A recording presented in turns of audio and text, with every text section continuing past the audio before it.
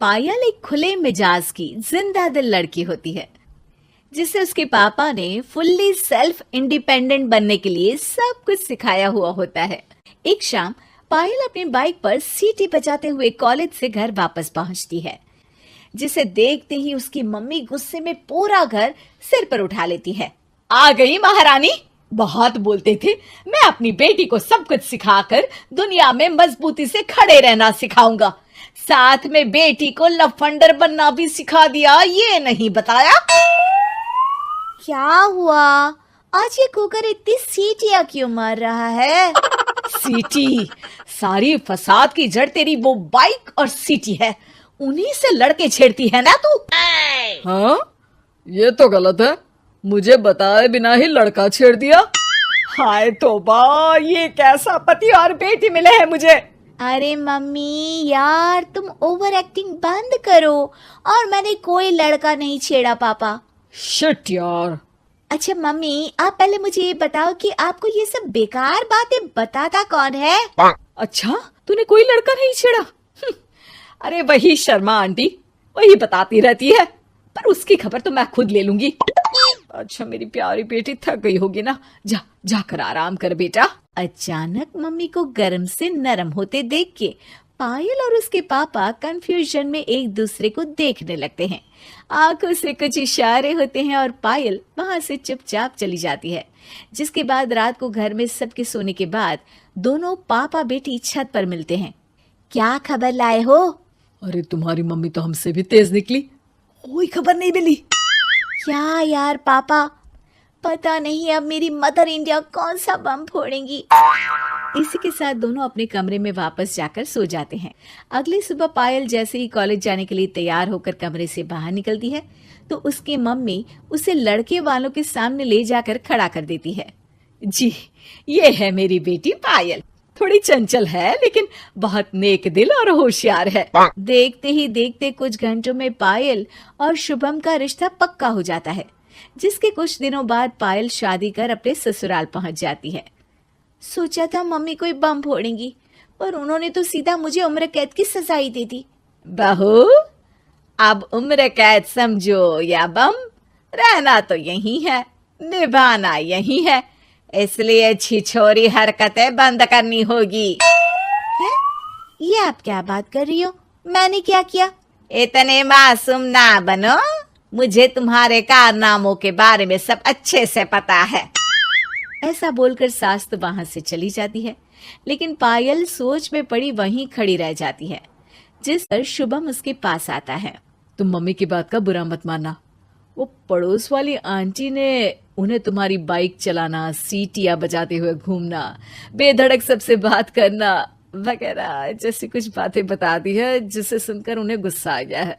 पर फिक्र मत करना, धीरे धीरे साथ रहने से वो भी ठीक हो जाएंगी। Thanks for your concern, but I don't care. Payal सीधा अपने कमरे में चली जाती है। अगली सुबह कॉलेज जाने के लिए तैयार हो सीटी बजाते हुए कमरे से बाहर निकलती है, जिसे देख सास गुस्से से तिलमिला उठती है। महारानी, शादी के अगले ही दिन ये हीरोइन बनकर कहाँ चल पड़ी? और ये लफंगों की तरह सीटियां बजाना बंद करो, ये हमारा घर है, कोई सड़क नहीं जहाँ तुम आवारागर्दी करती घूमो।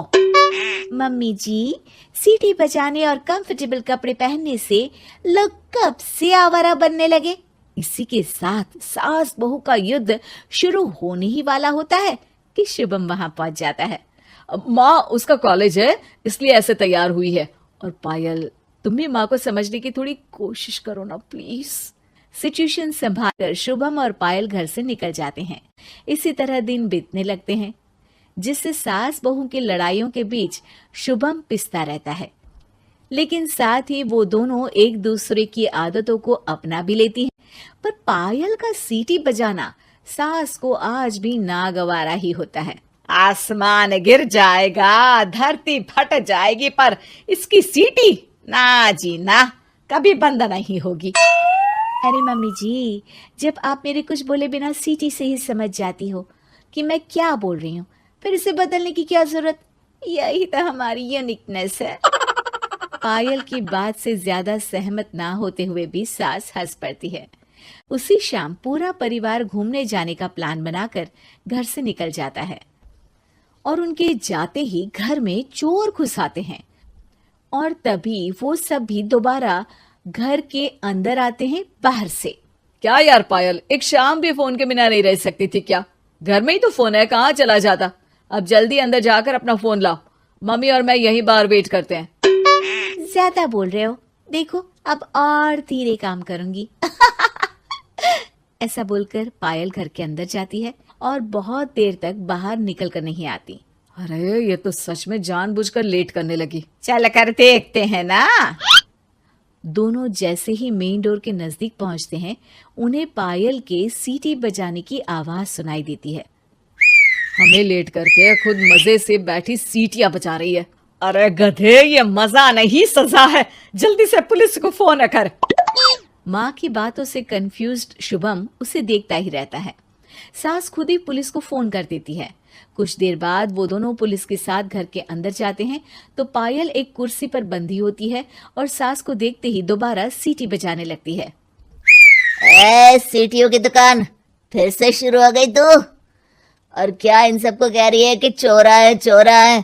तुझे कैद किया है, थोड़ा तो तरस खाकर डर हमसे। और प्यार से क्या बोल रहा है इससे? अरे इसके सर पर बंदूक लगा, ठोक दे इसको।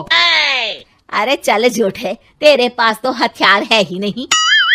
सास की बात सुन वहां मौजूद सारे इंसान हैरान रह जाते हैं और पुलिस तुरंत उन चोरों को अरेस्ट कर लेती है। आपको कैसे पता कि इनके पास हथियार नहीं है? अरे सीटी नहीं तो बताया।